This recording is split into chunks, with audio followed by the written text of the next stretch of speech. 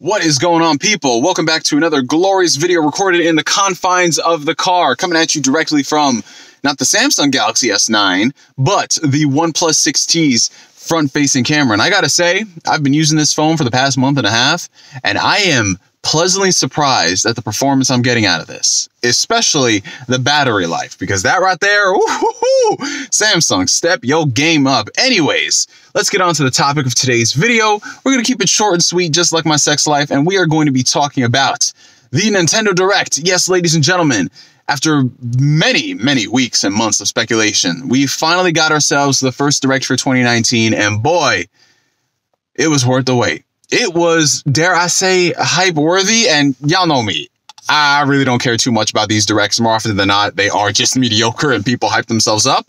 But I can go into this and confidently say that I really enjoyed every single announcement from the Nintendo Direct. Whether it was big, small, indie, AAA, surprise, no surprise, good on Nintendo, because this is exactly what I wanted to see from Nintendo and the Switch. Because they did the classic Nintendo 180, and they showed us stuff that we weren't expecting. They showed us stuff that we knew was coming because the leaks, obviously. Like, please, when you go that long without a Nintendo Direct, things start to slip out.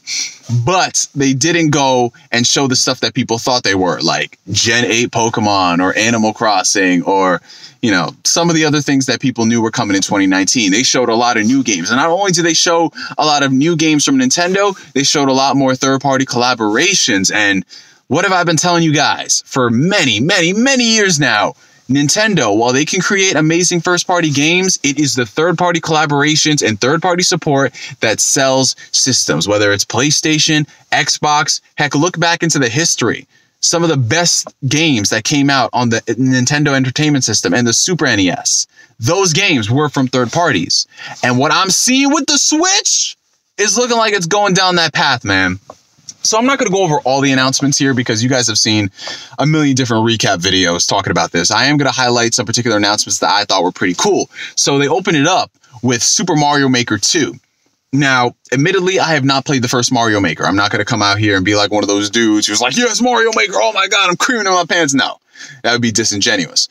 But what I will say is I'm happy for all the people who get to play this game. And it is another example of Nintendo realizing that they just have such a lucrative opportunity from social media, and they put out a game that will benefit from it. Because Mario Maker, while it was on a dead platform, the Nintendo Wii U, it got a lot of people talking because it was a game that people have wanted to see for literally decades now. Why they didn't put it out on the Nintendo Wii is beyond me. But the fact that they put it out, they saw people liked it, and now they're coming out with the sequel on the Switch, that game is going to do crazy. And them removing the social media restrictions, oh my God, this game is going to blow up. So I'm so happy that Nintendo, again, is learning from their past mistakes. Speaking of learning from past mistakes, oh boy, oh baby, can we talk about these third-party collaborations? You know, gone are the days where Nintendo is just so arrogant and cocky saying we don't need third-party support, they need to come to us. Because we see that they're making the strides. Like, not only are we getting more support from publishers like Ubisoft with Assassin's Creed 3 Remastered, but we're seeing them working towards better relationships with third parties who have never put out a game on a Nintendo system, at least not to my recollection. Hellblade: Senua's Sacrifice. Yes, that very same Hellblade, the award-winning Hellblade, PlayStation, Xbox, coming to the Nintendo Switch. Who in the world saw that coming, man? Ninja Theory, man, yo, look at that. Look at that shit right there, bro. And not only that, we saw Dragon Quest, the very first game that was announced for the Nintendo Switch, getting the proper treatment it deserves, man. Dragon Quest XI on the Switch is looking like it's going to be the best version. You know, with the most amount of content, the ability to play the game in 2D, 3D, playing it with Japanese audio, and for the very first time, being able to play the game with the beautiful orchestrated score. Why that was absent from the PlayStation and the PC version, I don't know. The composer is apparently a war crimes denier. We're not going to get into that. But the fact that the music is in the Switch version, your boy's going to have to double dip. Your boy is going to double dip. I just bought Dragon Quest XI on the PS4 not too long ago for $30, but your boy's going to be there day one to buy it on the Switch because that is a port. That is a port that is worthy of full price. That is what I want to see, and less of Donkey Kong Country Tropical Damage Control. Not only that, man, not only that, We got more collaborations from established studios like Platinum Games, man. Oh no. If you thought that Star Fox Zero was the last critically acclaimed game from Platinum coming to the Nintendo Switch. Oh, Miyamoto really thought that game was okay. Oh, Lord. If you thought that was okay, nah, they are making it up. They are making up for it with Astral, what's it called? Astral Chain, right? That's what it's called? Bro, that shit looked dope. I gotta say, this is exactly the type of game that we need to see on the Switch. Something that is so platinum and it embraces itself, but it looks like it's taking things in a different direction to differentiate it from something like a Bayonetta. So you're not just going to have two platinum games that are very similar on the system. And who knows, maybe further down the road, they'll end up porting the wonderful 101. We'll see what happens, but I'm very excited to see that. You know, it's being worked on with Hideki Kamiya, and they got one of the guys who worked on Nier Automata on this. So I think that, you know, it has the potential to be another hit, another smash hit. Let's hope it's Platinum's A team working on it and not their D team, please. Easy, don't need, oh boy.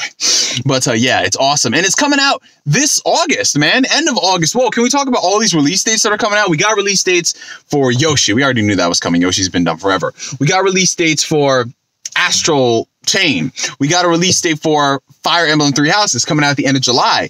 We got a confirmation of when it's going to drop. We got Marvel Ultimate Alliance 3. No concrete date yet, but we got a lot of dates for games. We got dates for games that are filling in the gaps where we thought there would be no support for the Switch, and this is what we needed to see. And I'm happy that Nintendo is actually focusing on the summer.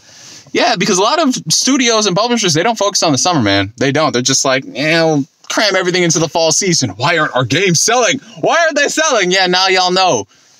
Space that stuff out, please, man. So I'm going to be very excited to play Fire Emblem in July. And let's just talk about the fact that Fire Emblem looks like it's going more towards the I don't want to say it's more classic, but they're getting away from Fates. That's all I could have ever asked. Just no more influence from Fates. Just leave Fates alone. So I like how they're going with this aesthetic. You know, you have these different houses and you're in the role of professor and you can choose which house and you raise its students. You know, I think that's pretty cool. I think that, you know, a lot of people will finally be giving Fire Emblem the chance it deserves. Not to say that it hasn't had many chances because, you know, Awakening was a banger. Fates, Echoes is pretty cool. And the mobile game, Fire Emblem Heroes, I believe, that game, I did not know it was as popular as it is because that game is making a killing for Nintendo. And apparently people like it, so it doesn't seem like it's riddled to the brim with egregious microtransactions. So good on Nintendo as far as that is concerned.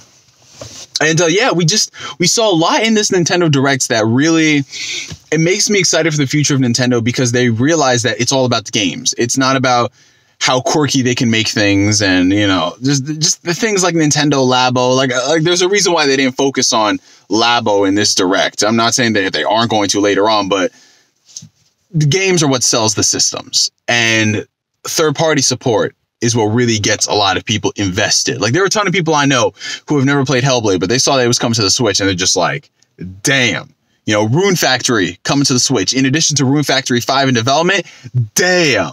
And can we talk about other games that are in development? Legend of Zelda, Link's Awakening remake? Damn. I know a lot of people are kind of pissed off at the art style. They wish it would go more for what they showed off in the trailer. I completely understand that. I get it. But provided that the game is really good, I think that, again, it has the potential to be another banger. Whoo, boy. Good God, I'm smiling. I'm so tired. I said I wasn't going to do a recap, but it sounds like I've been doing a recap, man. There are so many cool things in this Direct, man. You know, updates for Captain Toad, Treasure Tracker, which I still need to stream that game. Nintendo actually sent it to me and I haven't. So would you guys want to hear my thoughts on Captain Toad? Comment down below. You know, we got stuff like that. Daemon X Machina.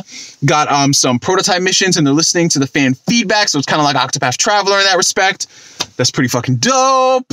Oh man, what else did we get in that Direct? There was just so much cool stuff.